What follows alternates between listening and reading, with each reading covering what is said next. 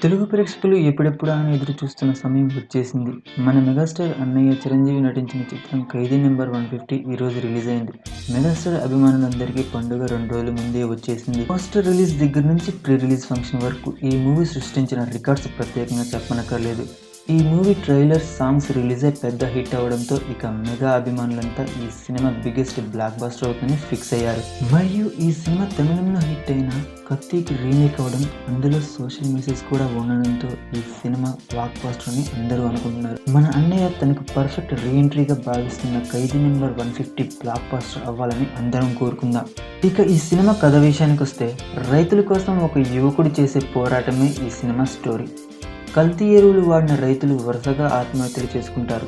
Corporate కంపెనీల కోసం ప్రభుత్వం రైతుల నుంచి బలవంతంగా భూసేకరణ చేస్తుంటుంది.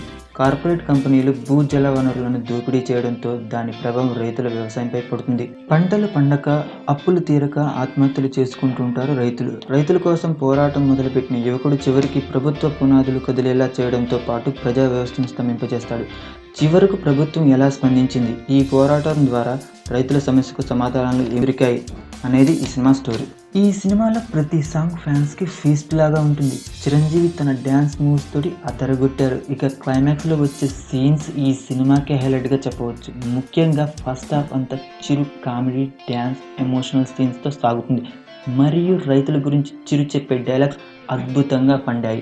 ఇక సెకండ్ హాఫ్ చివరి భాగంలో వచ్చే అమ్మడు లెట్స్ డు కుమ్ముడు సాంగ్ లో చిరుతో పాటు చరణ్ వేసే స్టెప్స్ అందరినీ ఆకట్టుకుంటాయి. ఇక మిగతా కాస్టింగ్ క్రూ గురించి చెప్పాలంటే, కాజల్ మునుపటి కన్నా చాలా గ్లామర్ గా కనిపిస్తుంది. విలన్ గా నటించిన తరుణ్ అరోరా బాగా నటించారు. ఆలీ, బ్రహ్మానందం వాళ్ళ పాత్రలు సమర్థవంతంగా పోషించారు. పోసాని, జయప్రకాష్ రెడ్డి, నాగబాబు మంచి నటన కనబరిచారు. డిఎస్పి తన మ్యూజిక్ మరియు బ్యాక్గ్రౌండ్తో సినిమాను నెక్స్ట్ లెవెల్కి తీసుకెళ్లారు. రత్నవేలు ఫోటోగ్రఫీ ఈ సినిమాకే హైలైట్. వివి వినాయక్ మళ్ళీ ఫామ్లోకి వచ్చేశారు. Subscribe us to get more updates about 'Khaidi number 150'.